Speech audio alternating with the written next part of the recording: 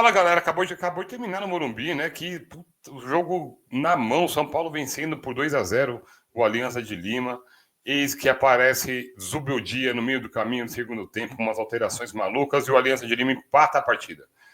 Vamos falar um pouquinho rapidamente sobre isso. O São Paulo abriu o placar, mas deixou a vitória escapar e empatou contra o Aliança de Lima nesse jogo válido pela segunda rodada da Copa Libertadores.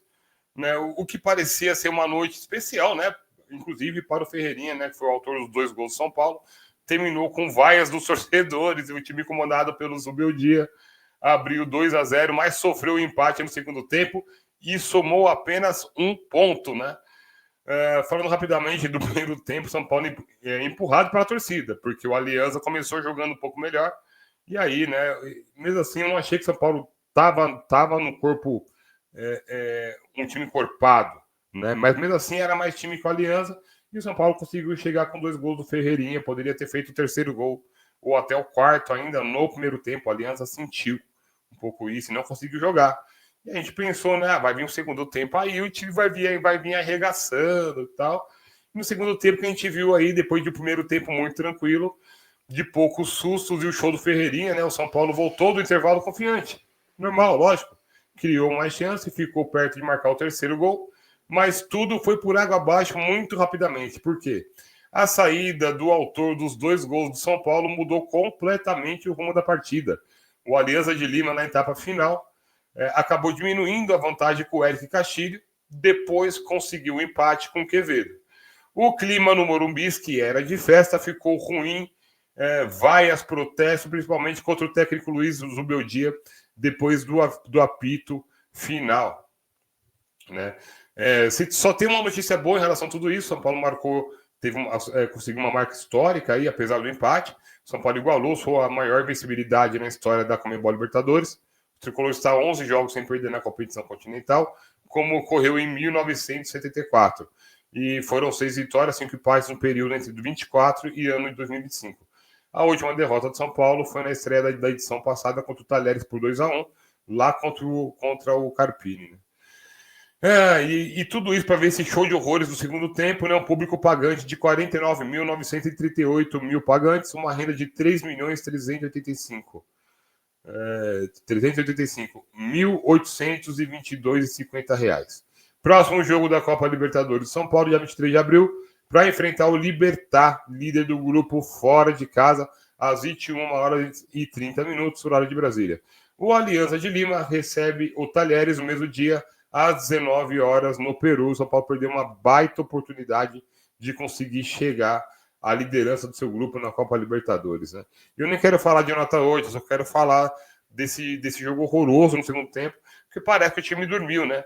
E aí vem outras coisas que eu já começo a ficar preocupado também, como 1 bilhão em dívidas, que a diretoria tá dobrando a dívida, tá usando poucos meninos, usou hoje o Ferreira, mas pode usar o Matheus, pode usar o Ria Francisco, pode usar o Negruti, pode ser a solução para um time ficar um pouco mais rápido também.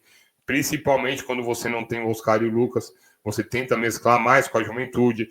O Zubeldia há pouco fez isso, colocou hoje um moleque na fogueira aí, que até correspondeu bem. O Lucas Ferreira foi muito bem no jogo, garoto, muito bem no jogo. E o Zubeldia, nota 0 para ele, né, cara? Outra coisa, o Luciano também não funciona como meia. Eu não vi o nome do Luciano uma vez no segundo tempo do jogo, e no primeiro tempo ele jogou mal também. E aí tem gente que defende e fala que o Luciano fez a melhor partida dele no primeiro tempo. E aí, por último, eu queria falar também do Caleri, que eu acho que já deu, né? Até quando que a gente vai ter que aguentar o Caleri perdendo o gol, o Caleri perdendo o pênalti? Será que ele ainda é aquele Jonathan Caleri? Será que ele ainda é aquele jogador? Será que está acontecendo alguma coisa? Ou será que aconteceu alguma coisa? Sei lá, é dinheiro, é salário? O que está acontecendo? Né? Fato mesmo que, assim, mais um jogo em casa, empate, a gente empatou com o Sport, em casa no Brasileiro. Empatamos hoje na Libertadores e domingo pega o Cruzeiro pelo Brasileiro também, em casa. E que aí não pode empatar, que já vai comprometer todo um cenário de campeonato brasileiro que nós temos, né? Enfim, é isso. A arbitragem foi ok. O juiz deu 7 minutos de jogo no segundo tempo. Eu acho que foi certo, né? Mas as escolhas do Zubeldia, o que está me irritando são as escolhas do Zubeldia. A gente tenta dar apoio para ele, mas as escolhas dele fazem com que ele sempre fique em pressão. São as escolhas dele, não são as minhas escolhas. São as escolhas deles, o meu dia. Né? Então, é assim, a gente precisa, né, entender que todo trabalho tem um começo, meio e fim. E talvez o trabalho do meu dia tenha chegado ao seu final. Entendeu? Eu fiquei sabendo que os jogadores pediram para ele ficar, né? Para não mandar o cara embora. Né? Não sei se é isso. Então, é assim, pessoal. Vamos analisar com mais friamente amanhã. Amanhã eu trago mais análise para vocês dessa partida. O São Paulo não jogou nada no segundo tempo. Nada. E isso aconteceu contra o Velo Clube. Isso aconteceu contra a Ponte Preta, no Paulista. Então, contra o Palmeiras, o primeiro jogo do Allianz, que foi empate 0-0. Então, é assim. Aonde o São Paulo do Zubeldia pode chegar, não dá para gente saber. O que não pode, é inadmissível você estar dentro do Morumbi, você abrir 2-0 e deixar um time de menor expressão lá do Peru fazer 2 gols. É isso que não pode acontecer, beleza?